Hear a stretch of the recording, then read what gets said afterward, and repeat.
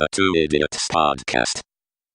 All right, everyone, welcome back to this special anniversary episode of the Two Idiots podcast. Yes, it's always important when it's an anniversary, isn't it? Yeah, absolutely. I think they're really important. And actually, one of the topics I have for today is based on that. Oh, wow. In case you've forgotten, we should introduce ourselves. Ourselves. My name is... We're introducing ourselves. I'm going to go first. I'm going to forget otherwise. I am Buttsguy6620. Okay, and I am PizzaMan95. I forgot the joke we were going for. That's okay. I didn't have a joke in mind. Oh, man, that waveform of my laugh, that's going to be a good one to listen to, I think. Yep, I'm sure everything we record here is going to be grade A quality. I mean, you're going to fix it in post, right? PizzaMan95.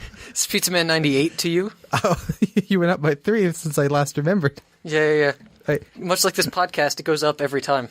Yeah, absolutely. Our first one was pretty bad. Our second one was slightly less bad, but it's too long.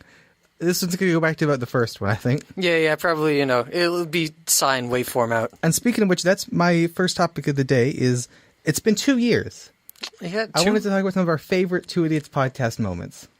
Oh, man, looking back on it, it's crazy. It's been 2 whole years. We're already doing the clip show episode. Better get out of the way, So, what Pizza Man, whatever your number was, what are some of your favorite moments from our show? Well, Buttsguy, I think clearly my favorite moment had to have been the And that's great. No, go ahead. It was the clothes that you could hidden your knives under in the traditional very first episode of the podcast. That's a classic. I completely forgot what the context of that is, but I do remember doing an Outsiders quiz. Was that from the Outsiders quiz? No, that was from the which My Little Pony villain hates you or something. Oh, quiz. how could I forget? The only one I remember from that's the Outsiders quiz. I think there was like a Lord of the Rings fan fiction we did. Oh yeah, but like only one question because it was way too many words. Like it was just a novel, and it was every chapter you gave one question. I think my favorite moment was in the second episode. There was just some bit you were talking about VLR, and I just start cracking up. Like it's not even the funniest moment, but just out of nowhere, I just lose it. And I think I really enjoyed your summary, honestly, of that game. I like knowing the deal with it. And that actually leads into one of our later topics, so I'm going to stop there. Oh, man. We're so planned out, got so many topics. Taking a note. All right. Any other good moments? The knives, about the highest point of our show? I think, it's pretty much all downhill from... Well, maybe the intro is fantastic. I like the robot voice. Yeah, I think like it's pretty much all downhill from the first intro in the first episode. Does the robot voice have a name? Codwelts? I think. Codwelts? Something like that. Okay. I was hoping for like a, like Robot Buttmaster 666, but a Codwell, that's all right. Well, I'm going to take a note on our new lore. The robot name is Codwell. I just change it every time. Just like, oh yeah, it's Cogworth. No, I like Codwell. Codwell? Why did this screen just... it's back now. It says not to forget to back up our work, which we're going to absolutely forget to back up our work. We might lose this solid gold. We'll just remember everything you say. We'll do it again. Yeah, these are all... We have a script. I've got it right here on the page. I got a pencil. Oh, man. He's got some pencil ASMR there. Yeah. Okay, so... You think that's enough for good memories of the podcast, or do you have any other things you want to... No, I think it's best to forget about the podcast. I mean, you should probably stop watching right now if you are actually listening. Actually, if you're watching this, why? It's just an image of our logo. You should be listening to it. Well, actually, I'm going to put 1 second worth of image, and so you have to watch the whole thing to figure out where the image is. Like we did last time. Yeah. At exactly 40 minutes and 38 seconds into the video. What if that was right? I kind of hope it was. I hope it was too. Okay, so here's what I've done. I have prepared a list of 16 characters. Most of them are video game characters. 1.5 aren't. And then most of them are boss fights. Some of them aren't. Mm-hmm. And I organized them to sort of randomly organize them into like a bracket. And I figured I could ask you, the 2 characters, you could decide who would win that fight. And it's sort of a murder melee, if you will. Ah, yes, the classic third podcast tradition. Yeah. Or alternatively, second anniversary tradition. Yeah, it's like that one show, except I think they animate them and stuff, and ours will just be 2 idiots talking about it. but basically it's the you same. mean Survivor, that show? Yeah. I got you. And I was thinking that if this goes well at all, we could call the episode Murder Melee. Oh, that'd be good. Let me just make a note there. So if this episode isn't titled Murder Melee, you can probably just skip this next section because it's not good. Well, this is going to be the whole podcast. Oh, okay. So If we change the name, then you're listening to a different episode. yeah, I mean, good luck with that. You went into the time slip. I mean, unless do you think it's a bad idea? Does that sound fair enough? No, yeah, it sounds like a good one. Okay.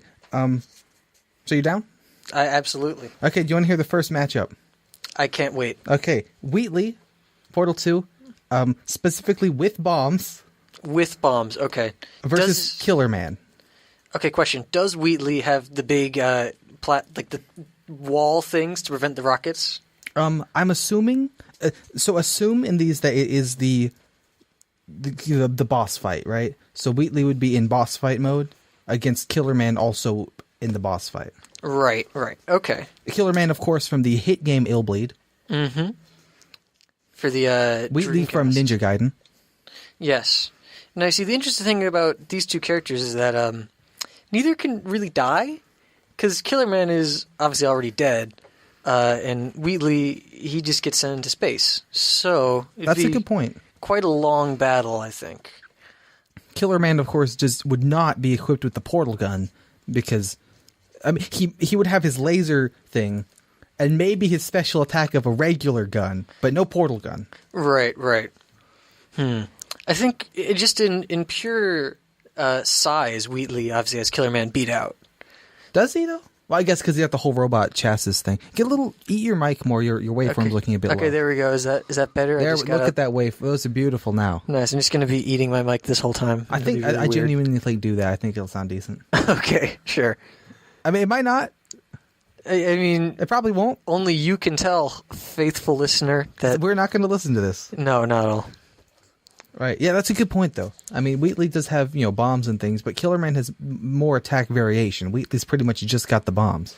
That is fair. I think a lot of it depends on the arena as well, because Wheatley would never fit in Killer Man's flesh prison. That's true. And that's a good point, because if you put Wheatley in the flesh prison, Wheatley would just be fighting as just a ball, and he'd do pretty poorly. But in a sense, I would almost consider the arena part of Wheatley's boss fight, whereas Killer Man could be sort of put into any arena. That is fair. So, I would think in the end, Killer Man has more of an advantage over biological things, because he can slash him with his big old claws. Yeah, I mean, it's in the name. Yeah, he's a killer of men, not a killer of robots. So I Right. do think Wheatley would probably end up having the upper hand being a robot. Right, so you're thinking that Wheatley would be able... Now, remember, the Killer Man's mobile. Wheatley is not really that mobile in his boss fight. He kind of just sits there. Yeah, Killer Man is very mobile as he can actually teleport. Yeah, he can teleport around the stage. Do you think that would help him at all? He might be able to teleport up to the wires and kind of slash those. Yeah. Because as we know, he would be vulnerable to rockets, which is why he put up the shields. But But then at the same time, Killer Man is vulnerable to just a shotgun. If a bomb hit him, it'd probably do a lot of damage. that is true. Because if the suit gets ripped, then all the souls fly out, right? Yeah, I think that's how it works. Anyway, so your final verdict? I think Killer Man, as a killer of men, would be unequipped to face Wheatley. So I'm going to say Wheatley, I think, advances to the next round. All right, I will mark that on my sheet here. You want to do a couple more of these or talk about something different? Like we could... I was thinking we could do one round and then talk about a different topic and do the next round. Do you have topics to talk about? I have one other one. Okay, let's stretch it out then. Let's do a couple of these and then do another topic. All right, so the second fight is Metal Sonic against Greg, Lord of All Elements, from that one meme video on Twitter. Yeah, that was a high quality meme.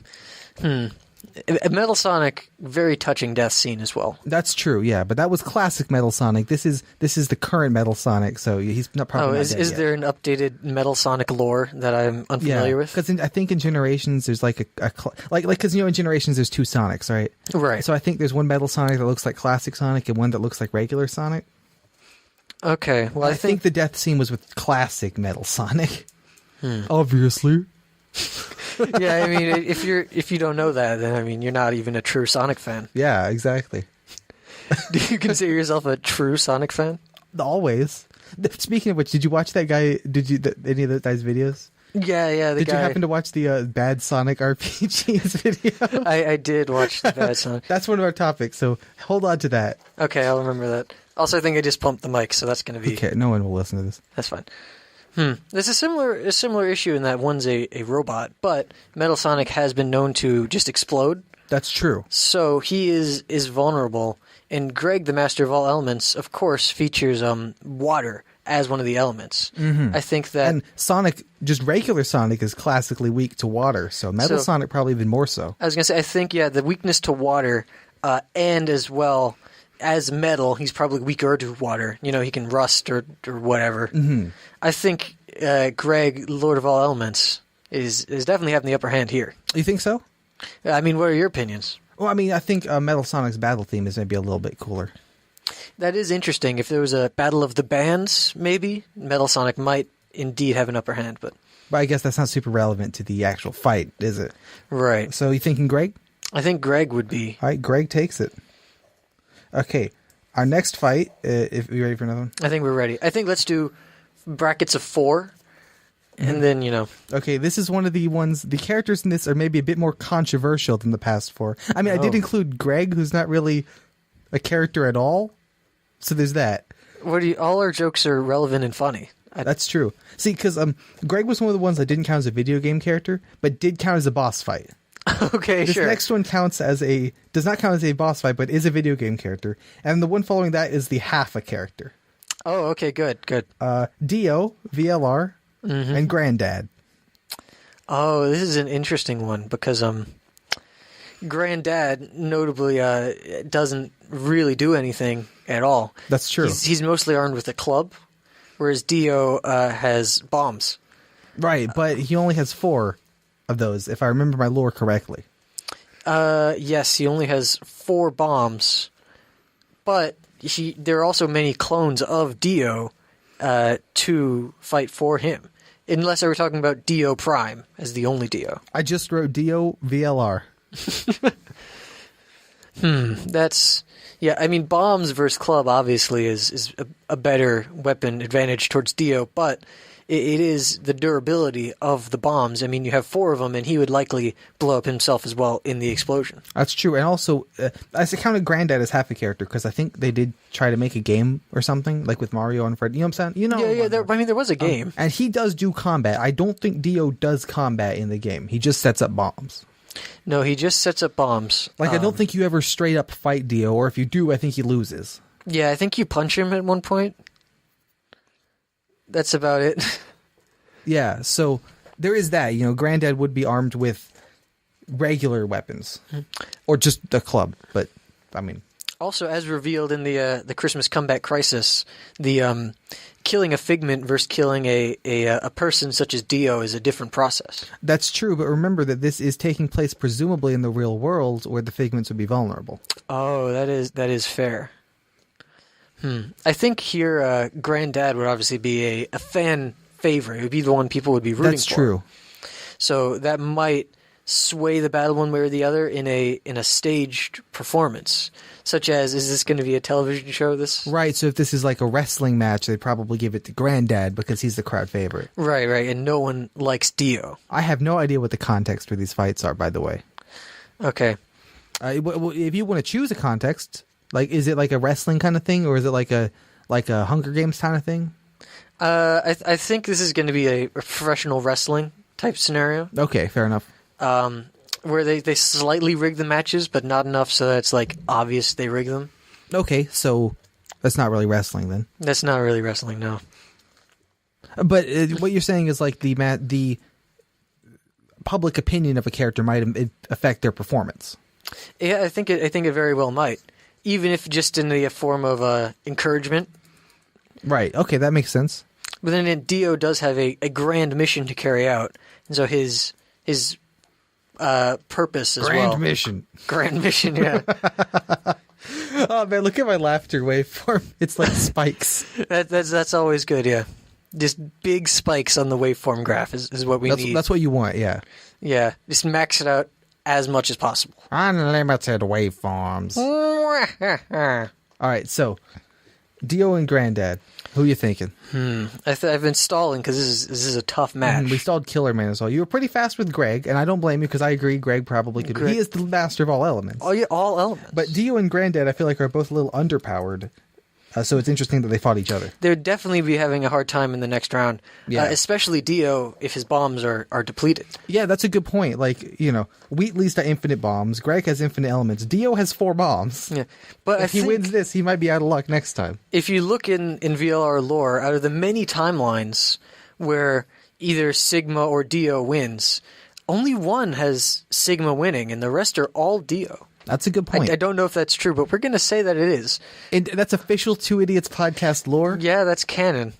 So I think Dio definitely, I think he'd end up taking it. You think Dio can beat Granddad? Yeah, I mean, as sad it is to see a fan favorite Granddad go. Also, I think there's only like 1 or 2 VLR rips on the channel, so maybe Dio is too strong for Granddad. Oh, that is fair. That could be wrong. I know there's only 1 Zero Time Dilemma rip. Right. Do you know which one that is? I don't remember, but they edited it with the song about snails. Okay, that's always good, yeah. You want to do one more and then do something else? Yeah, I think brackets of 4 and then break it All up. right, we picked a good one to end on. Another fan favorite in this one, Waluigi Ooh, that's against important. Lord Crump and Magnus von Grapple. Oh, he's got the double. He's in the thing. Yeah. Because I don't know, do you ever fight Lord Crump not in Magnus von Grapple? As the tutorial.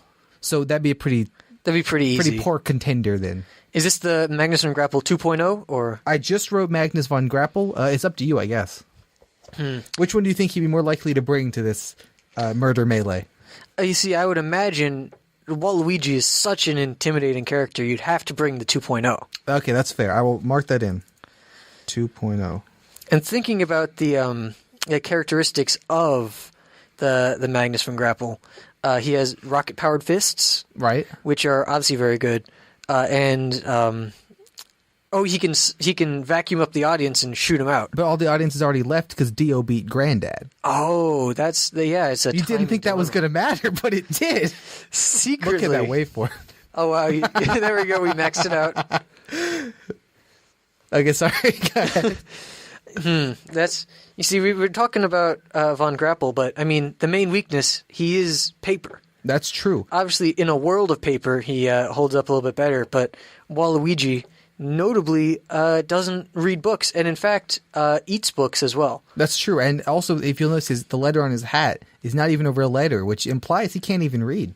Yeah, he may be illiterate, and he may literally eat Magnus von Grapple for breakfast. That's true. Also, Magnus von Grapple was defeated by Mario, and what's Mario but an inferior version of Waluigi? This is fair, yeah. And Waluigi, as well, as seen in the tennis games, can control water. Can he? Yeah, he can swim up and get us. Well, That's a that's thing? basketball. But yeah, he has control of water. So he's like 1/4 of Greg if they were to fight. Right. Because he can. It wasn't tennis; it was basketball. But he can swim and then slam dunk, swimming through the I air. didn't know that, but that's awesome. Yeah, so I think as much as rocket-powered fists are important, I think water-bending Waluigi is quite definitely the victor in this case. I thought Waluigi was going to be one of the fan favorites. Waluigi and Granddad. I'm glad they weren't against each other in the first round because I feel like those are the 2 fan favorites. It's all downhill from here. Right. So, I think that's a good time to take a break on that topic. Okay. What about you? I think that's good. We can intersperse some stuff. I already talked about favorite 2 idiot moments. So my other topics I have written down are, and I know you've made a list of things that have happened in the past. Yeah. I don't know if we can actually talk about any of them, but they did actually happen. The Ring, Terror's Realm, a game played by a super great friend. I know you didn't watch it. I did not. No. Chess, and Zero Time Dilemma. Okay. Well, I think having just heard about Dio and his fate, maybe just discuss the end of Zero Time Dilemma real quick. Right. So it was kind of a while ago at this point, but Super Great Friend did finish playing Zero Time Dilemma, the sequel to VLR, which we talked about on our last podcast. Which in itself was a sequel to 999. Which we never talked about. Right. Because why would we start with that one? Yeah, no, clearly you start with the second one. What'd you think of Zero Time Dilemma? I thought it was very good. What was that? Sorry, we were just looking at someone. I heard a ghost, but it was actually a spirit. Yeah. Well, speaking of spirit, the game had a lot of spirit. Hey. I don't know where I was going with that, but I thought it was definitely interesting to see all the paths and how they kind of led. I really liked it. The ending, I think, was controversial amongst fans. Yeah, Super Girlfriend did not really care for the secret old man wheelchair twist ending. How did you feel about it? You see, I think that it was more than a wheelchair and an old man. I think that it was supposed to be saying that you were the wheelchair old man the whole time. No, John, you are the wheelchair old man. Yeah, which I know. When I see, oh wow, I was actually an old man in a wheelchair this whole game, that's something that I really like in a game. I don't remember if I said this on my previous podcast or not, but when the game started, I made a prediction. I said that in the first game, and stop me if I'm wrong because I don't know anything about the first game, but I believe it's that your character's love interest is Zero, yes, the bad guy. That is correct. And in the second game, it turns out that your character themselves was Zero, the bad guy. Yes. So I predicted that in the third game, the only logical thing would be if you, the player of the game, like not a character in the game, but you, the player, were Zero, the bad guy. And I was kind of right, because it turned out that Zero was a character you didn't know was in the game, but you had been playing as the whole time. Right, because he set up cameras everywhere, and you're always seeing everything through the cameras. So the sort of third-person viewpoint was secretly a first-person viewpoint from a character you didn't know was in the game. Which makes some people angry, because it's like, why was there just a guy off-screen the entire game? But I think it's kind of clever. Yeah, I mean, I did have to do some weird camera angle tricks and stuff, but I was a big fan of that twist ending. Mm-hmm. It was just the right amount of incredibly stupid and also kind of, wow, I can't believe they did this, to make it really come together. I can't believe you've done this. Yeah, absolute madmen. Yeah. So I was a big fan of it, also because I was kind of right. I did not expect the kid to be a robot. I thought he was a kid with a thing on his head. Oh, okay. How about you? No, I wasn't expecting him to be a robot either. I knew there was something up with it, but no, I thought he was actually alive, which is a big surprise. Yeah. So that does leave the problem of why the heck were Mira and Eric there? And Carlos to a lesser degree. Right? Carlos was too good to not be there. He was just having fun, but like, I couldn't have met you guys. Yeah, he was there to what did he do? He's wear pink? He did wear pink, and he doomed the world at least once. But right? he met you guys. He did meet you guys, which is very important. I liked Carlos. But yeah, I think Mira was there to kill people, and Eric was there. Okay, that sounds about like their role. So that was weird. And I do get the complaint, like, the characters never really interact with each other. They only interact with these three people. That is fair. But on the flip side, there wasn't, like, oodles and oodles of text. Yeah, there were actually, like, real cutscenes in this one, and not, like... I mean, they were kind of not... they were not good, but, like... They got a lot of use out of that one-arm Carlos Bloody model. Yeah, and the Bloody Akane model as well. Classic Bloody Akane model. I'm surprised they made a hazmat suit one-arm Sigma model. I mean, I guess they had to for the ending. But yeah. Like, they made the model, only used it once. I mean, that's impressive. It's like, come on, in some other timeline, he could have just lost an arm, you know? Yeah, surely in some other timeline he could have put on a hazmat suit and lost an arm for no reason. Yeah. It just fell off. I don't know. Disappointed in, who made Axis? Is that who made the game? I think Delta made it. Oh, yeah, Delta made it. The decision game. Yeah. Are there any other opinions you have in the game? I think, yeah, it was solid. I know a lot of fans of the series thought that it was not the best. A lot of people think it's the worst one. I think it's the best one in the series, but I didn't really like the first two. Weirdly, I kind of started with that one and then got about halfway through, went back to the first one, the second one, and then finished the third one. And then Butts Guy did it even weirder, because he just watched about half of the third one, had me kind of badly tell him about the first one and the second one. The first one we told about not on the podcast, and I was like, wait, this would make a great podcast. Yeah, and as you can clearly see, it did, with its, it has like 18 whole views. I think maybe 19 by now. I watched it last night to prepare for this, but I don't remember any of it. Okay, good. That's a sign of a good podcast. I also made sure to dislike it and unsubscribe. Yeah, make sure to dislike and unsubscribe if you are subscribed. Unsubscribe. On that note, do we want to continue to the next bracket of 4, you think? Do you have any other thoughts about ZTD? Or ZTD? No, I think it was definitely a solid entrance. Weirdly, I think if you liked you really loved the first two games, then it's not as good. But if you thought the first two games were kind of dumb, then I think the third one's really nice. One more. I genuinely don't remember. What did you think of the puzzles in Zero Time Dilemma? Do they look good? Do they look stupid? I seem to remember some of them were a little obtuse, but I generally liked the 3D system a little bit better than the 2D kind of point and click. Yeah, I was wondering how they compared. Yeah, I think I was closer to actually purchasing the third one, Zero Time Dilemma, than I was either of the other two. I mean, you got the watch from it. I do have the watch, which I'm wearing right now. I do remember there were several like pack the Tetris pieces into this box puzzles. Yeah, that was a little weird. Which was maybe a little lazy, but... And then there was the one room where the puzzle was to put electric wire in the water so it would do something. Well, that was very similar to a puzzle in I think the first game where you had to electrify the floor to like get the showers to make water fill up or something. So it's like a throwback then. Yeah, it's a throwback puzzle. Nice.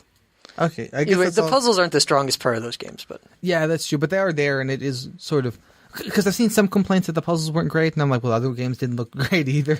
yeah. So I was wondering how they compared. No, I think they're pretty much on par. I think it really does come down to if you thought the first two games were a masterpiece. What about that alien symbol base 12 code puzzle? Wait, what? Do you remember that one? No. To activate the dimensional transporter thing. I remember the dimensional transporter. Like with the two birdmen, and that meant 12.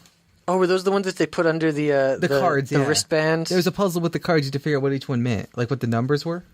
Oh, I don't remember that one. That was a puzzle and a half. Okay, so you think we're done with that? I think that's good. Yeah, if you're interested, you can go check out the game. Yeah, Super Great Friend. It's a fun time to watch. Yeah. He's been playing The Witness for about 2 years now. How's that been going for him? He's still playing it. Well, I'm sure. It's interesting. He says that he likes the game, even though, like, if you watch the videos, you would think he really did not like this game. I mean, I guess if you play it for 2 years, you got to have some sort of enjoyment. On and off, obviously. Yeah. But I don't know how much of it's like a pride thing. Like, I started this, I'm going to finish it. Anyway, speaking of starting things, you want to keep working on this bracket? I think let's keep working. Okay, the next fight is between the Death Egg robot. Oh. It's been in several games. Yeah. Against Roblox. I know who Roblox is, but for people who don't know. He is, of course, from the wrestling company Kaiju Big Battel. He was one of their wrestlers. He's a robot made of a cardboard box. He was built by the government to fight kaijus like Godzillas and stuff. Mm-hmm. But they had a budget of like $6, hence him being made out of cardboard.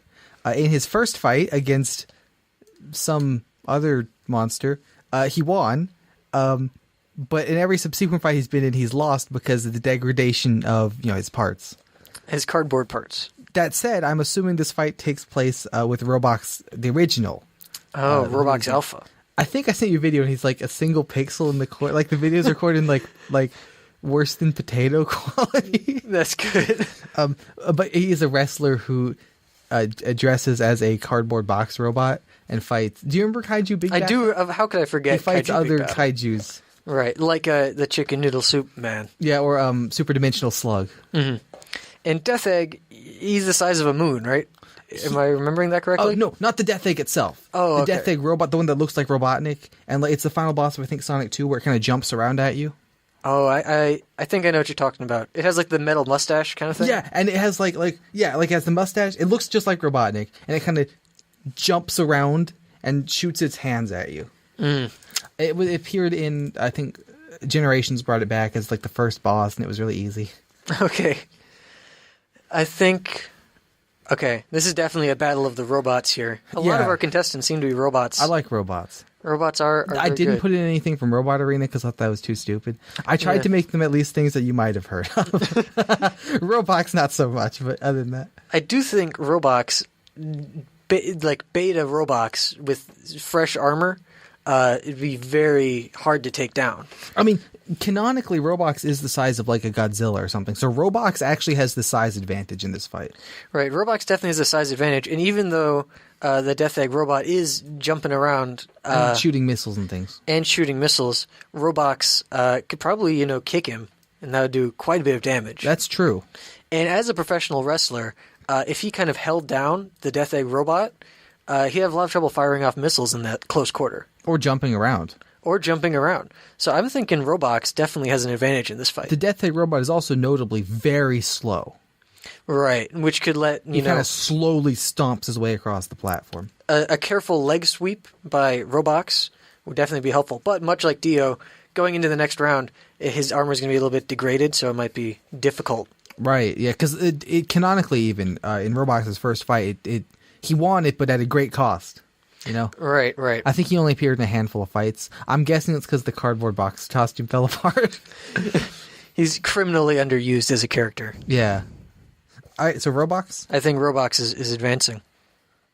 All right. The next one is the fight you've been waiting for. My whole life, yes. Yeah. Queen Sectonia, Kirby Triple Deluxe. I'm sure you remember. Yes. The one versus the one and only Bully Demise. Ooh, Bully D Nice, as he's often called. Now, this isn't as flat a match as you would think, because Sectonia is obviously not a wrestler. Right. And in fact, she flies around. So Bully would have trouble stomping on her. Right, but Bully may in fact be tall enough that he could stomp on her directly, because his cannon height is just as tall as the scroll bar will let you go. That's true. So depending on the scroll bar possibilities, he may in fact be able to get a stomp off. I think Bully's what, like 8-9 feet tall? Yeah. How tall do you think Kirby is? Like 1-2 feet? Probably about 2 feet. And Sectonia's like a couple Kirby's stacked together tall, right? Right. So they're probably about the same size? Yeah, actually... Based on just completely guessing? Based on 100% guessing. Then again, if you take the size of a lollipop, Kirby might even be 1 foot tall. That's true. Oh, but then Sectonia would be a lot... Yeah, very small. Yeah. Also, they both are notable for using swords. Right. Although Bully's sword technique is just sort of... Hold it. Use it like a club at most, right? Right. Mostly just holding it. Sectonia, meanwhile, like actually uses... Like, she does that flurry of swords attack. Right. And she has that, like, gem electric-y zappy thing. You know the one. Yeah. And definitely Sectonia's teleportation ability would help in her ability to get out of the stomps. Yeah, Bully would have a hard time pinning her. Yeah, I think Bully would probably go for the pin as a wrestling professional. Yeah. And he might fall down there because he can't pin. He'd need to go for the KO. Yeah, and another thing to consider is the most experience Bully has had fighting a magic user is against Killer Man, who still was pretty much just magically beefed up guy. Right. I don't think, as powerful as Bully is, Queen Sectonia is simply not his area of expertise. But at the same time, Sectonia, like, maybe she wouldn't be expecting to fight someone the size of Bully, right? That is fair. Because, Sectonia as well, the wings look particularly fragile. Yeah, like she's only fought things much smaller than her. As you can see in the soul form, I believe the wings are ripped, correct? Yeah, so the way her fight goes is you fight Sectonia, and then she, like, turns into the flower, and you fight her again, and then if you beat the true arena, you fight the flower again, but with different colors, and then she rips herself out of the flower, and then you fight that. But for the purposes of this, I'm assuming that there's no flower thing, so it would just be the first form.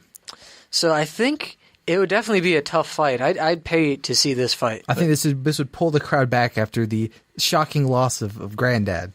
Right. I think people might... Although, of course, Waluigi versus Crump would probably help. I think Waluigi would draw a crowd. Yeah, and I think with the crowd at Bully's side and his family ancestral sword, I think he could probably block and just kind of brush off a lot of Sectonia's attacks. That's true. Bully, in his wrestling, is shown to be very... Killer Man throws him through 2 tables and he still gets back up. Right. I think, I was thinking maybe Bully might not have it in him, but I think through true effort, he might be able to pull it off. You think so? I think, unless you have any objections, any final No, thoughts. I've been trying to sort of hype up both contestants, or hype down both, depending on the thoughts, Right. I think honestly that it could go either way. Sectonia is obviously a lot faster, but I think Bully hits a lot harder. Right. I think Sectonia would have to get a lot more hits off on Bully than Bully would have to get off on Sectonia. Like, Bully's pretty much just like, he'd be like the sort of mighty glacier, right? Like, he's kind of slow, but like you can't stop him. And notably, after Sectonia's attacks, she pauses after the third sword. Yeah. And of course, Kirby has invincibility frames, and so he can't attack after that. But Bully could probably shrug it off and get a hit on her right there. That's true. I think Bully would have the upper hand just barely.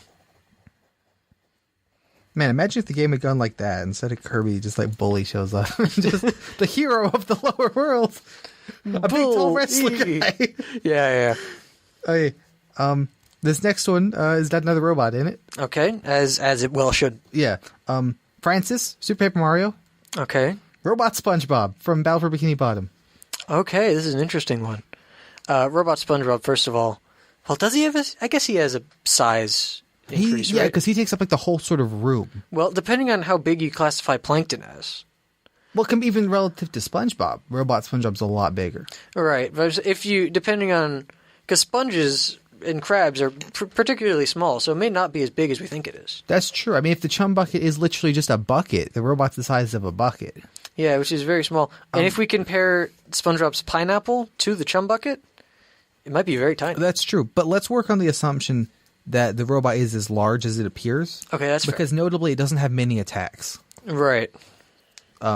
Unless you think that's an unfair No, I think that's fair. comparison. Because at the same time, you could say Francis is a lizard. He'd be the size of a lizard, and then it's an even match again. Yeah. And then you have to compare against Mario's size or whatever. Yeah, and then has Mario ever been canonically compared to SpongeBob's size? No. I don't think so. Me either. We're going to go with no. Fix that in post. Yeah. Anyways. I'm not trying to think of a time that the two were compared. Because you don't know if the pineapple's a regular pineapple or like a, Because notably, like, Pearl is a whale. Yes, and SpongeBob is maybe, like a third of her height? Right. So at that point, he's pretty big. So I think the size definitely is up to debate. So we'll say, about the size in theory to the room that they're in. And obviously, we haven't talked about what? Francis. Francis. Sorry, I thought I was thinking Franklin. It's not Franklin. Francis obviously can become basically invisible. And the main way you would beat him is to throw him around. And the robot, since he's wearing karate gloves, doesn't really have a way to pick him up and throw it. That's true, but remember that the robot has the attack where it hits the side of the platform and it flips the other side up. That's fair, yes.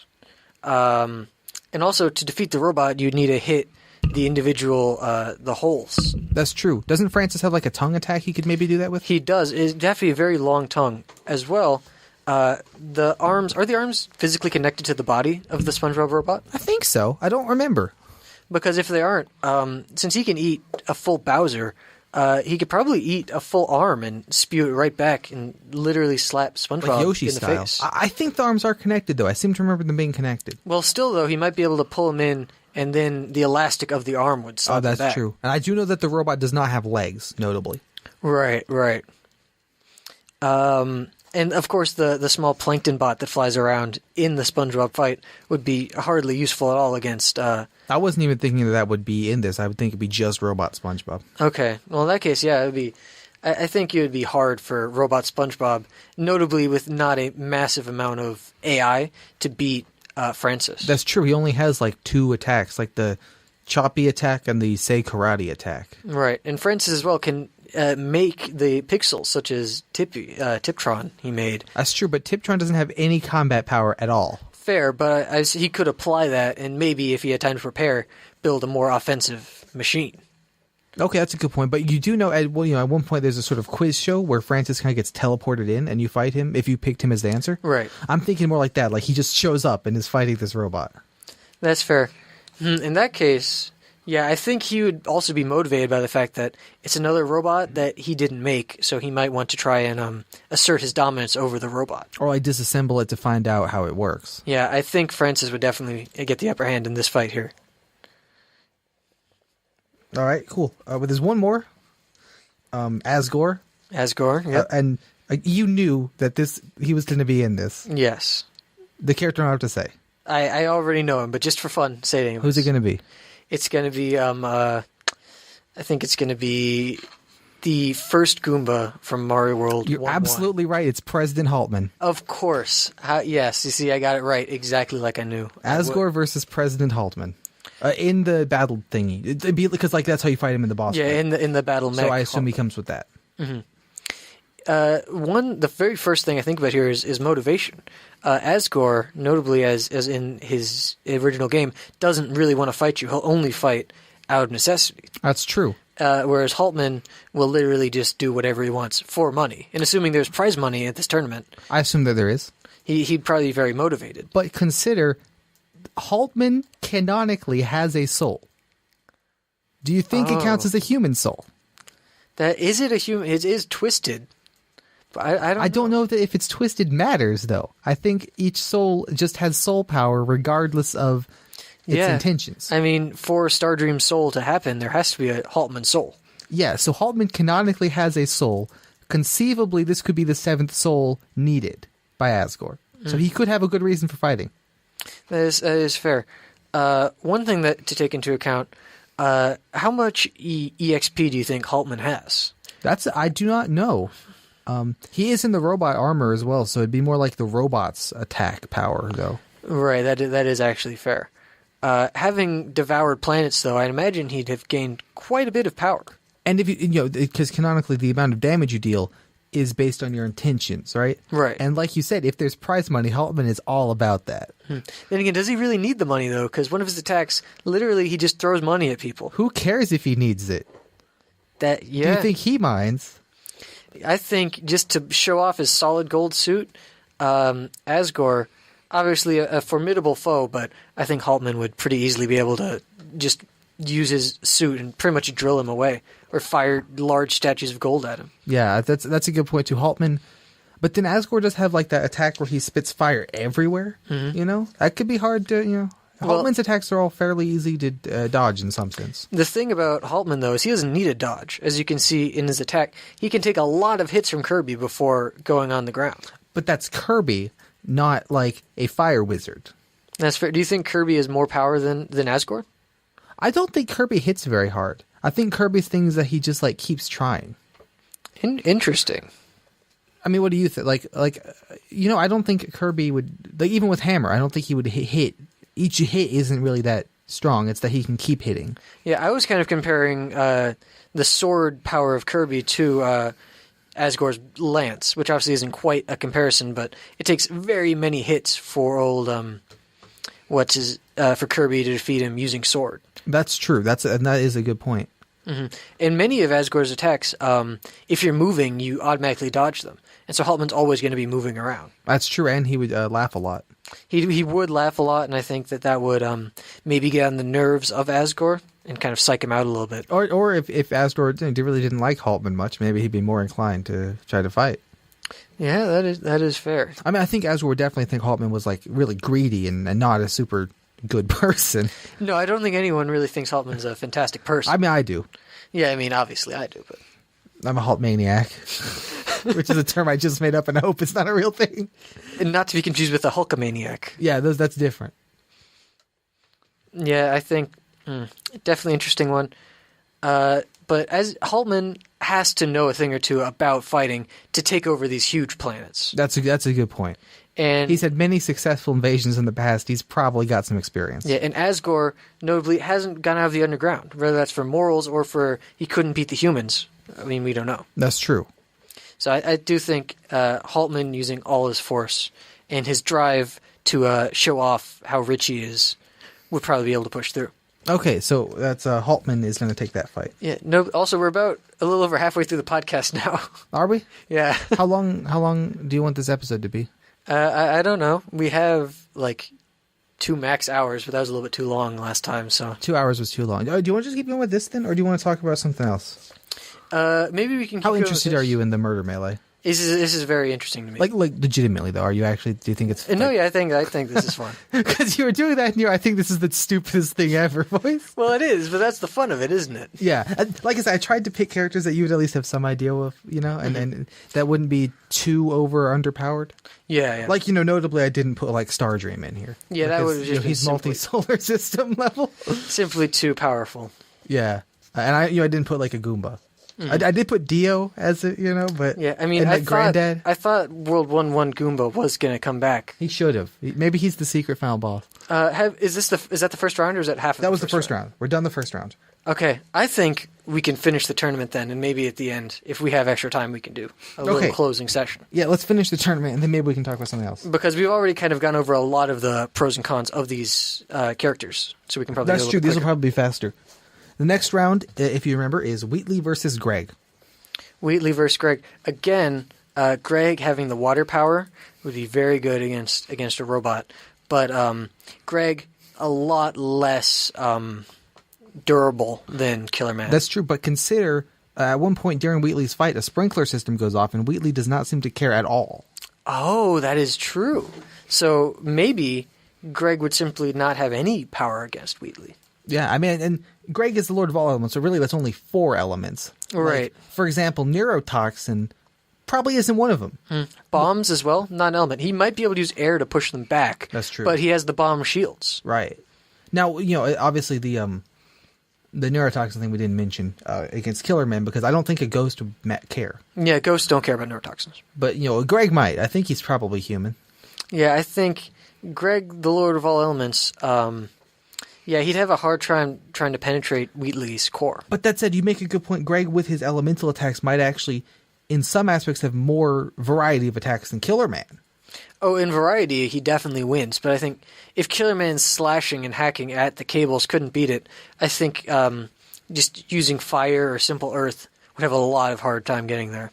All right, so you're thinking that Wheatley's going to take this I think one? Wheatley would definitely take this round. Probably easier than Killer Man. All right, the next one, if you remember, is Dio and Waluigi. This is, this is interesting because it's a battle of two mere men, but I think the fans at least know how this would turn out. Yeah, Dio. Well, I think Dio as well probably had to use up at least 2 of his bombs against for Granddad.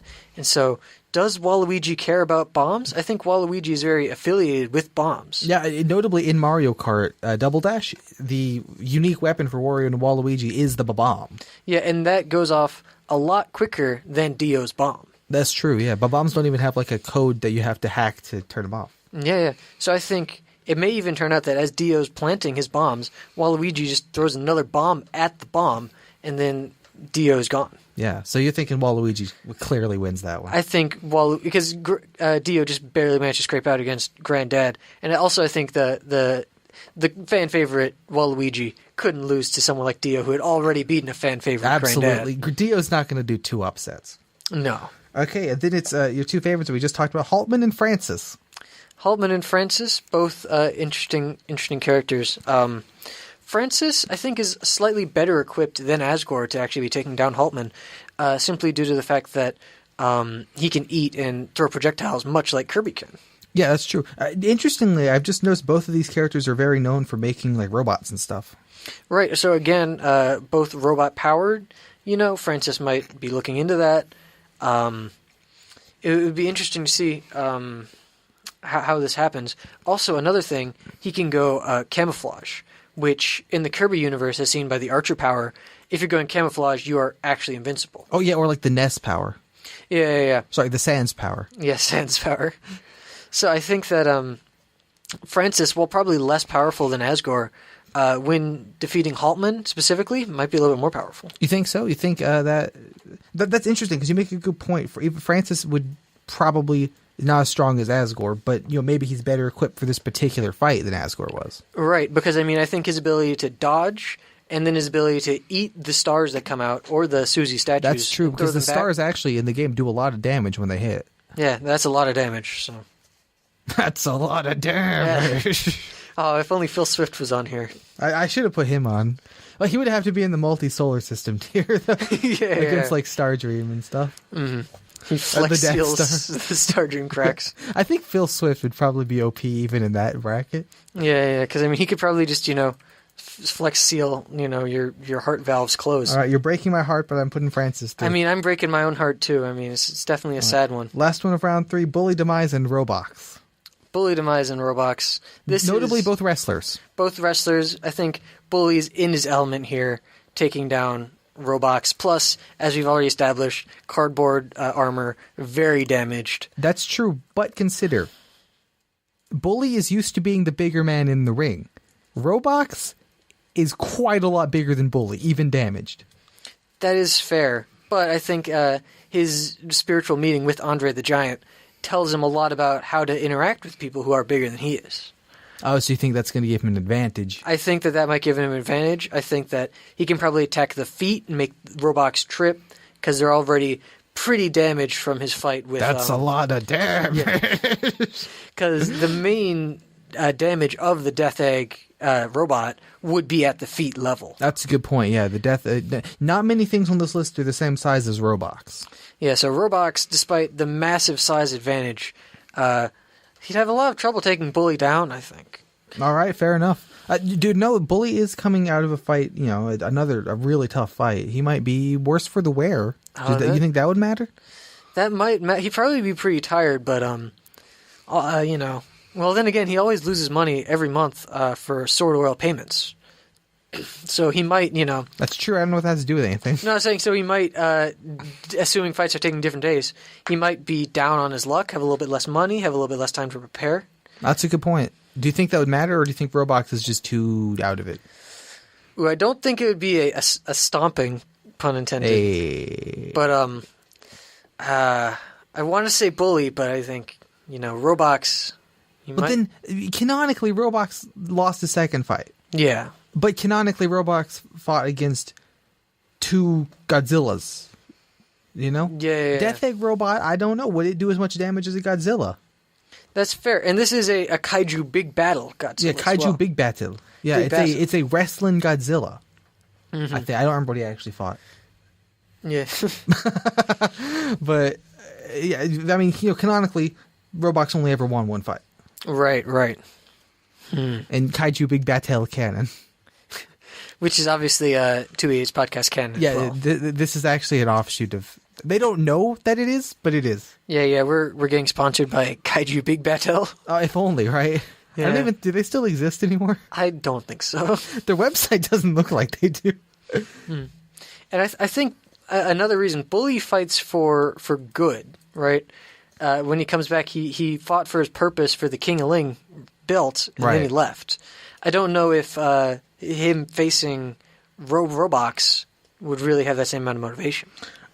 You say that, but also, maybe there's other characters in this that Bully thinks should be defeated. Oh, such as... Because in the tournament, in the King of Ling, Bully was winning matches so he could fight Killer Man. He didn't really care about who he was fighting. That is fair. And who do you think Bully would be trying to take down here? In all fairness, Waluigi is a bad guy. Waluigi is a pretty bad guy. Not on the level of Killer Man. Killer Man went out in the first round. I did seed them so they would, if they fought, they'd be at the last round. But Killer Man went out in the first round to Wheatley. I think you could make the argument that Bully would be wanting to take Wheatley down, and you could argue Bully would be to take Waluigi down, and maybe Francis.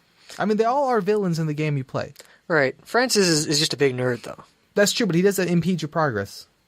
That is fair. And in a sense, Francis contributes to the destruction of the world by stopping Mario from getting there faster. Man, all the factors coming together, this is definitely a hard scenario. Yeah. Yeah, I think, looking at the size, right? We got the size of buildings versus the size of, 8 feet. But then when you think of drive and protection... Bully is up on those two aspects. That's a good point. This is not as easy as I thought it would be. I thought it was definitely Bully going in, but Robox definitely has a lot of potential. But no, I think that as well in a tournament style bracket where you're trying to get to the end, Bully would be very motivated. I think he'd be able to take down the cardboard giant. Okay, Robox. And that's good because I already wrote Bully in on that blank. We made some good time there. Do you want to just keep going with round 4? Do we have any other topics to break it up before we get into the semifinals and finals? Well, the one I have was talk about Ring Terror's Realm, but it's that might take a little bit. It's not a hard game to explain the plot of, but I'm going to forget stuff and keep jumping back, and it would not be nearly as good as your VLR story. Do you have anything interesting on your page? Not really. The main thing I was thinking about is we did a couple CTM maps this summer in Minecraft. We did do that. Remind me what CTM stands for? CTM is a complete the monument style Minecraft map where you have to get 16 different wolves from around the map in different dungeons, as well as metal blocks. I like the octopus dungeon. Well, we got to say what the map we were doing was, right? I don't remember. It's called, one second, I wrote it down. The Ring Terror's Realm. It's called Untold Stories 4 Corona Trials. What did you think of 1 through 3?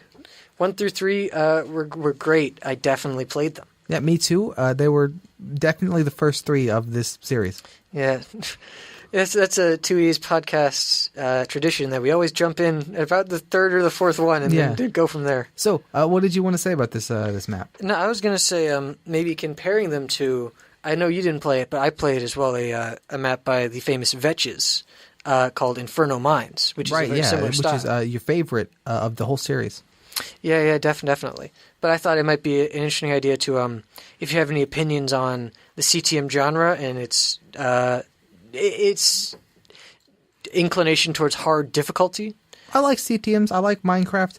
I don't like the fact that they all have to be super hard, which is obviously the fault that sort of the first CTM maps were in the series called Super Hostile, intended to be really hard. So everyone who liked the idea was like, well, they have to be really hard. Being too easy is not fun. But the level of difficulty most of these maps are is in my opinion, way beyond where fun would be. They take it too far.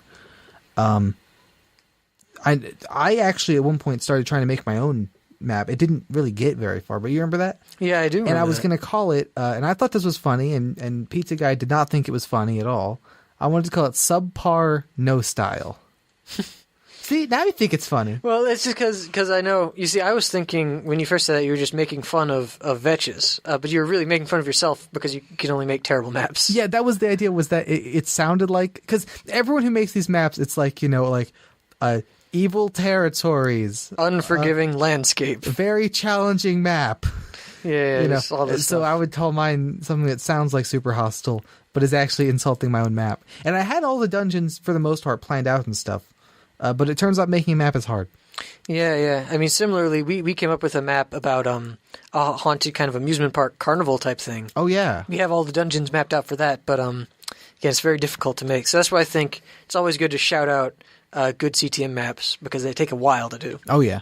Do you remember any... Because I had you playtest mine a little bit. Do you remember any of the dungeons from it? You had a big old tree. I did have a tree. You had a pyramid. I did have a pyramid. Do you remember anything about the pyramid? I like that one. The pyramid, it was really cool. The last area, the wall was kind of suspended above a big pit of lava. That was neat. And I gave you like a chest full of sandstone. Right. Bridging and digging are things that different map makers have different opinions on. Mm-hmm. For the most part of that dungeon, what it was I cleared out giant boxes underground, put lava at the bottom, and then took like a brushstroke thing and just made like a sort of path through each room. Do you remember that? Yeah. It was kind of a swirling cavern. Yeah, and so you could, just sort of bring your own blocks and dig or build around the sides of the room and just ignore the dungeon. But why would you want to do that?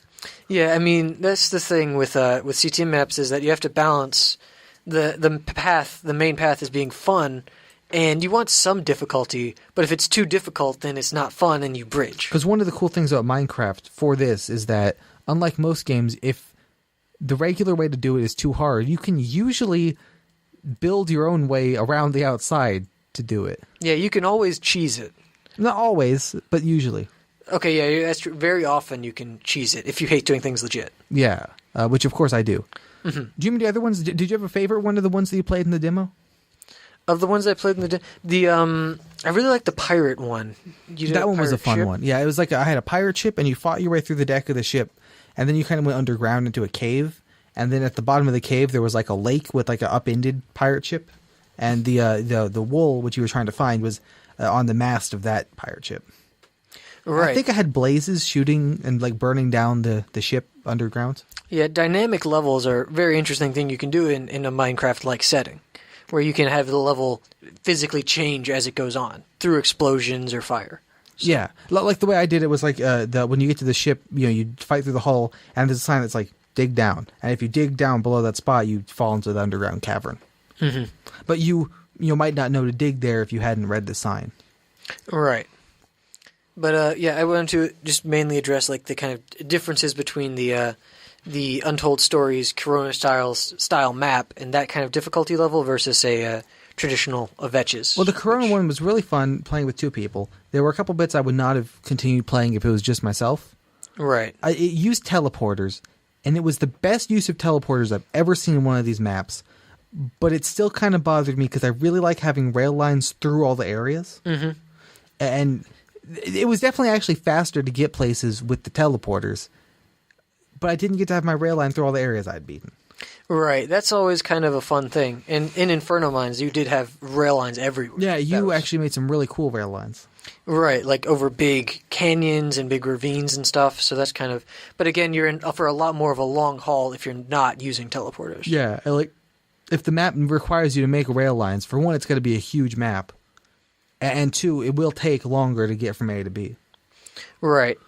Because, riding, even riding in a track or whatever is slower than just magically appearing somewhere. Mm-hmm. Especially to get to like the second intersection in Inferno Mines, it took ages even by minecart.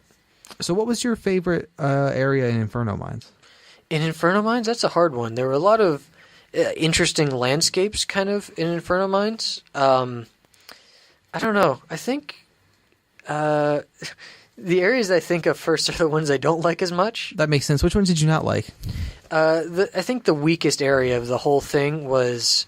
I forgot what it was, but it was just a massive Lush jungle. Ruins. Lush Ruins. Lush Ruins is so bad. Oh, well, Lush Ruins, what the guy who made the map did, Vex, because we're not Joe Hill, so we can't say Vetches. Oh, well, I've already been saying Vetches. What a disaster. What Vex did was he sort of just took some naturally generated Minecraft terrain and changed around the blocks and threw a bunch of mob spawners everywhere and called it a day. And it's really bad. It's completely directionless. It's not fun to play. There's stuff everywhere, but none of it's worth anything. Mm-hmm. And that's kind of right in the middle of the map too. That's pretty much exactly the halfway point. So it's if you get over that hump, it's going to be hard after that, but it gets better. Something like a Castle Desolire is a really cool area that comes after that. But, you have to get past... And as well, some of the other areas in that intersection weren't super strong. Yeah, like the box I thought was kind of lame. I kind of liked the box, but I can see why you could think it's a little bit uninspired. It had all the invisible spiders, and when I played it, those were just a real pain. You got around them without too much. I think it's because I wait around more when I play these. Yeah, and also I set them all on fire. They already were on fire. They're immune, right? Yeah, but you could see them when they were on fire. Well, that's true. I didn't like those. Interestingly, the last area completely sort of throws away the Inferno Mines theme and is just something completely different. And when the first time I saw this area, which I watched a video of, I was not a fan because one of my favorite things with this map up to that point was that all the areas sort of mushed together organically. A lot of times you have maps where you go into the intersection, here's a swamp on your left, here's like a sky void on your right, and straight ahead you had a big castle. And it's like in this one it was like on your left some mines, on your right some more mines, but like a different Yeah, so like you might have like a ruins, and then you might have like a mining operation, and then you might have like a stronghold for the mining operation. Everything was interlinked except for the last intersection, the Vexian Gallery. But you had a different opinion of that. Yes, I actually thought the last area was really just Vex having fun and just kind of putting whatever he wanted to. And so you got 3 areas, Final Battle, Big Library, and Zestonian Battle Cry, that were all just pure fun levels. They didn't really need to care about meshing in a theme, and I thought those all worked very well. I'm surprised you consider Eternal Battle a fun level. It was definitely hard, and I will say I cheated the entire time because I had keep inventory on. But honestly, you kind of needed to. Yeah, I will say the way Final Battle works is that it's this huge thing, right? And you have to teleport to get there, and then you have to teleport to get out. So you come in with your supplies, and if you need anything else, too bad. If you were trying to come in with your supplies and set up a base like you would without keep inventory, it would be terrible because you can't set up a base. You would just get owned. If you're doing it like I was, and just kind of running in, scoping stuff out, like digging into walls, it was kind of neat to just see how stuff, how crazy everything was. But I think how it's supposed to be played, that I would never have beaten that game. No, absolutely. It's because I did play part of the map, and I played it with when I died, I lost all my stuff. And one problem with this map, he gives you tons of stuff, but it's all worthless. So maybe he gives you one really good sword. So I carry around my really good sword. I die. I lose the really good sword. I have boxes and boxes full of swords, but they're all either almost broken or not strong at all. So even though I have backup supplies, I really don't have backup supplies. Yeah. And that one really good sword he gave me, I'm never seeing it again. And it becomes a cycle of run in with all your best stuff, and then you die after a struggle. Then you run in with worse stuff, and then worse stuff, and then worse stuff, and then you lose everything. Yeah, so I didn't, yeah. So yeah, I think, I guess final verdicts on that would be, if you are in for a long haul and really either don't mind being angry or are fine with just cheating the entire time, I think I'd overall recommend Inferno Mines. Inferno Mines looks a lot more fun with it set so that when you die, you don't lose all your stuff. Mm-hmm. I'd recommend, even if it's a bit cheesy. Yeah, I'd recommend something like Sunburn Island's better, and you don't have to cheat on that one. He does have easier maps. Yeah, and then I think this Untold Stories is probably the best recent CTM I've played. Yeah, absolutely. Sure. It did a number of really interesting things, like using the old sort of food system where you eat food and directly heal from it instead of the hunger thing that's now in Minecraft, which a lot of maps really struggle to adapt to. Yeah, it did a really good job not just dealing with the new mechanics, but really implementing them nicely. So its areas were varied, and it definitely didn't have that sense like in Inferno Mines, if this is all one area. It definitely felt like this is a bunch of stuff patchworked together, but they were all cool, so it didn't matter. I didn't mind too much. Yeah, like the very first thing you said was, I like the octopus area. And there was just an area where you're on a pirate wreck and there's just this huge octopus there. And so it's just beautiful areas. And I think not having to go with the theme kind of makes it a little bit prettier. That is one thing that's hard about having a theme. Like, because he had one dungeon that was just, I say he, I assume the dude who made it is male. I don't know. Yeah. But they had a that was like a model of like the solar system.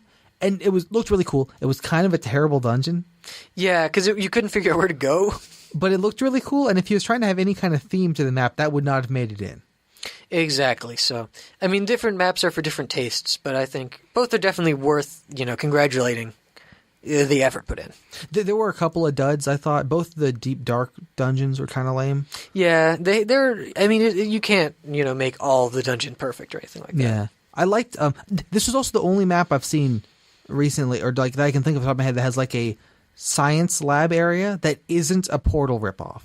Yes, that was very good. Like, it's been a staple of Minecraft genre, especially adventure maps. Just have a Portal ripoff in there. Yeah, I've made several Portal ripoffs. You just, it's really easy because you just build a big room, put some signs up with kind of snarky dialogue, and done. Yeah, I mean, I've done it too. Like, it's fun. Yeah, so I'm not knocking that, but it's definitely a really unique entrance to the kind of, what was I trying to say? Genre, I guess? You don't usually see sciencey areas because Minecraft doesn't really lend itself well to sciencey areas. Mm-hmm. But he used kind of the newer stained glass and stuff to really make that nice. Yeah, that was a good area. It was a good map. I recommend it. Did we cheat too much on it?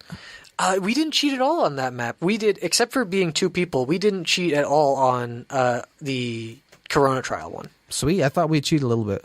No, I don't think we did. Cool. But I mean, if you cheat, you can do whatever you want. Yeah, I do like playing the maps with two people. It goes a lot faster. Yeah. Of course, you have to find playing a map with two people versus one made for one person.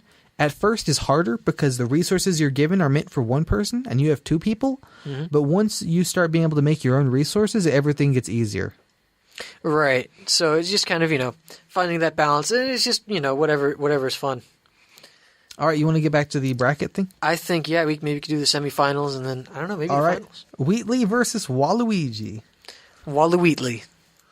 Oh man, this is a tough one. Wheatley has been sort of owning this whole game. Yeah, Wheatley hasn't had a lot of trouble. Which is interesting. I think if the bracket had been different, he would have gone down early. Yeah, because I think, if he was facing something like Roblox, he'd definitely have a lot of trouble with that. Yeah, or I would argue like characters like Haltman or Sectonia or Robot SpongeBob would be very well equipped to beat him. Yeah, but just people like a Killer Man or Greg, mere men, a very hard time defeating a robot. And Waluigi falls into a very similar situation. He is a man. Now, notably, Waluigi has bombs for throwing back at Wheatley. Yes, which is how in the game, but you use his own bombs and you portal them into him. Right. But I think Waluigi, he doesn't care. He'll just throw bombs at you. That's true. Waluigi would probably just start throwing bombs. Mm-hmm. Waluigi has the tennis racket, which he could use to hit Wheatley's bombs back. Yeah, I think Wheatley, well, he'd have a hard time defending against the onslaught that I think Waluigi can shoot at him. Especially if he Wheatley does... is the one shooting. No, Waluigi's throwing the bombs as well. Oh, so you think Waluigi would throw more bombs than the guy with a bomb tube attached to him? I think they both are going to be throwing a practically infinite amount of bombs. Okay, so we've just got bombing mania. I think it's Bomb Town, you and the Brink, just all over the place. Okay. Right, okay, gotcha. Now, Wheatley has bomb shields. Waluigi does not. Right. But then again, if we're looking at Waluigi compared to like a normal person, well then again, I don't know. Because a bomb in Mario Kart, obviously... it just flips the car over. It doesn't defeat the Waluigi, but it also wouldn't defeat someone like Mario as well. That's true. And I don't know if Mario is a good, if he is like a human, and the bombs are just very slight and they don't have a lot of explosions. If they don't have a lot of damage, or if just Waluigi is a madman who can survive bombs. It might be just the sort of more cartoonish universe. That is true. That is true. Like, potentially, Waluigi could survive the bombs Wheatley throws at him just by being Waluigi. I think that's a dangerous area to get into, though, because then you can do whatever you want. That's a good point. I will say, Waluigi, his intimidation tactics would not be able to work against someone like Wheatley, Waluigi's intimidation obviously being yelling "wah" at them. Very loudly. Waluigi is known for being very loud. Yeah. So, Wheatley, that wouldn't really affect him as a robot.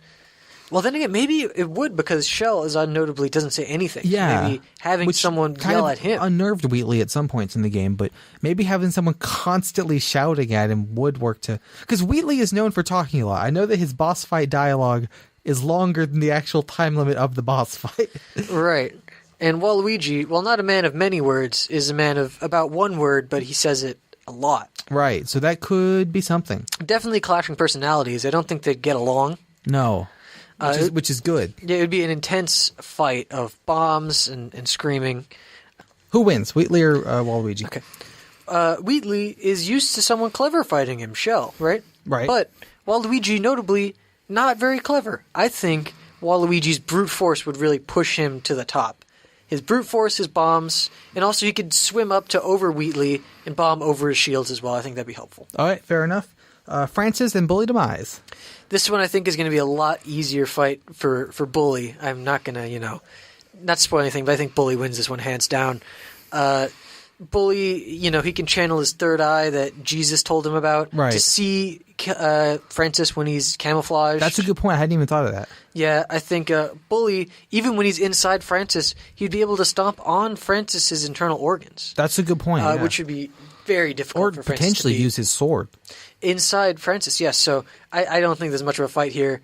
Francis got real good luck against both of his opponents, but I don't think he's facing Bully. Okay, and then so you know what that means the final round is? It pains me, but it's Bully v. Waluigi. Bully versus Waluigi. The ultimate force of good versus the ultimate force of evil. Now, I guess. This is a fight.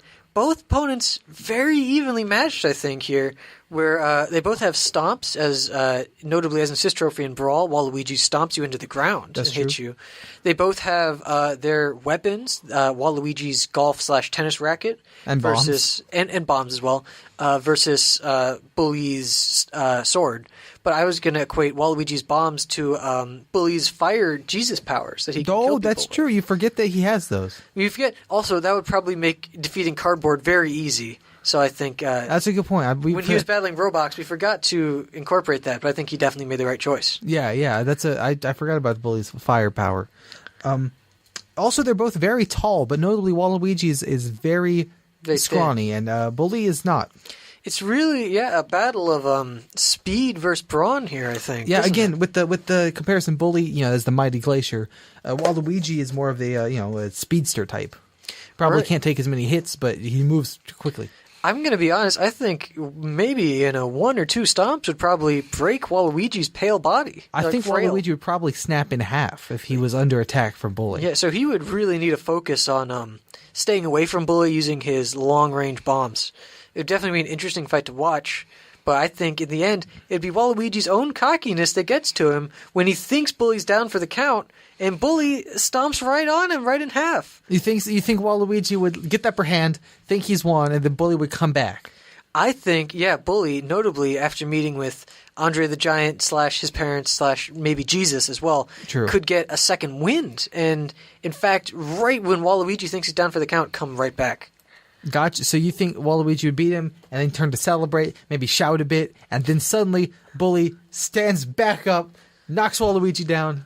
I think that'd also be very in character because Waluigi would claim that Bully was cheating as well, which obviously everyone is a cheater but Waluigi. Yeah, that's a good point. So, it would be a close battle. I'd definitely pay to see that, 75 whole cents maybe. Yeah, maybe even like 76. Yeah, I mean, don't be too rash. Okay, that's too much. I mean, you got to stay in house and home, right? You don't get a lot of the podcast money. Yeah, exactly. We will actually run ads on this video, and every 5 minutes on this video. Make it like 2 minutes. Think to maybe 1 minute. I mean, we got to provide for a whole year. What if we just replace the commentary with ads? Yeah, that would be good. Actually, if you could as well comment ads down below and then give us money for the ads. Yeah, do that, please. Oh, man, we could get some community interaction. Kaiju Big Battle? Yeah, you can say who you think should have won in the comments below. Yeah, leave a comment about who should have won. I'll read all the contenders: Wheatley, Killer Man, Metal Sonic, Greg, Lord of All Elements, Dio, but like from VLR, not the one everyone knows from whatever the anime is, Yu-Gi-Oh or whatever. Yeah. Granddad, Waluigi, Lord Crump, Asgore, Haltman, Francis, Robob SpongeBot, Sectonia, Bully Demise, Death Egg Robot, and of course Robox. And obviously all of those are very well-known characters, so Yeah, I would think you should probably know who they are. Yeah, you should. I mean, probably the only one that you need to look up would be Waluigi, but Yeah, he's a little bit... not a lot of people know him. so if you have to look him up, that's okay. But everyone else, you should probably already know. Okay, and also, so post your ads and your winners below. Yeah, say who you think should have won, your favorite brand of, just your favorite brand, your favorite place to go on vacation, and your favorite hotel to stay at the place to go to vacation, And your favorite Kaiju Big Battle. and your favorite, sort of a headphone company that you're listening to this on, or if you're using speakers, your favorite speaker company. Yeah. Or if you are just getting it wired directly into your mind. What year are you in and why are you watching this? Yeah, how are you doing that in the future? Like, why? If you're from the future listening to this, just don't... Why are you wasting your time? Yeah, you should have already left the comment. We've given you ample time to do it. We're stalling for right now. Yeah. Speaking of stalling, so that was, I guess, kind of fun. Murder Yeah, Melee. I We decided think- Bully Demise would win, which makes sense because he's already won a bracket like this Yeah, before. I think King of Ling, he is quite a king of the Ling. He would have some real fighting experience and like one-on-one fighting experience as well. A lot of these are bosses, so they have experience fighting in the sense of they're way stronger than the character that they're fighting. Right, and when it's on equal playing fields, don't have a lot of experience. Yeah, like that would maybe throw them off a bit. But Bully, yeah, he's used to one-on-one fights with someone who's his equal or maybe even his better. Yeah, I mean, Killer Man, I was hoping you'd be Killer Man versus Bully in the final. but I don't know. I think Killer Man, he's a killer of men. Yeah, no, that's fair. And I did put in a lot of robot characters because I like robots. Robots are very good. Either way, with that out of the way, do you maybe want to quickly summarize the ring if we have time, or do you think... I don't think we'll do it next time. And by next time, we never, because I don't remember it. It's a fun series. It's a short game. Basically, the punchline was Super Great Friend genuinely considers it the worst game he's ever played available for like full retail sales. Like, obviously, he's played worse like Xbox Live indie games. But the worst game that ever appeared in store shelves that he has played is The Ring, in his opinion. Well, People have been asking him comparisons. He's not thought of one that beat The Ring. That's pretty incredible. Yeah, it's a bad game. I might need to pick up on that. You should check it out if you get the chance. All right. Well, I think that's about one. Did you ever watch the Undead Syndrome? No, I did not watch the Undead Syndrome. It was like a 2 hours long Xbox Live indie game where the soundtrack was just a repeating loop of annoying noises. Oh, The gosh. game didn't really function well. It was hard to play. It's not fun. The colors are horrible. Super Great Friend considers it better than the Ring Terror's Realm. Oh, gosh. For the reasoning that Undead Syndrome was shorter. How bad is this game? Like, I knew it was bad. In my opinion, it doesn't look as bad as Undead Syndrome. But I didn't have to play it. It does not look like it's fun to play. Oh, man. You should check it out. All right. Well, we got about 10 minutes max left. Is there anything else you want to touch on? No, I'm done. We hit all the things I want to talk about. All right. Well, I guess thank you, everybody, for listening. Remember, Bully Demise is... Ads! Yeah, get as many ads as you can. That's going to be so loud. I see the waveform Ads! there. Luckily, absolutely no one is still watching Ads! I'm just going to make different shapes now. Oh, okay. Just make like a flower or something. I can't do that. All right, well, I think it's about time to wrap it up. See you guys in a year, probably. No, I mean, we do episodes regularly. This is just a special. Oh, yeah, sorry. See you in the next anniversary episode in a year. Obviously, we'll do regular episodes throughout. Yeah, obviously. We'll do regular episodes as often as we have been, and then probably another special anniversary episode next year. Yeah. So, there we go. All right, this is Two Idiots Podcast signing out. Goodbye.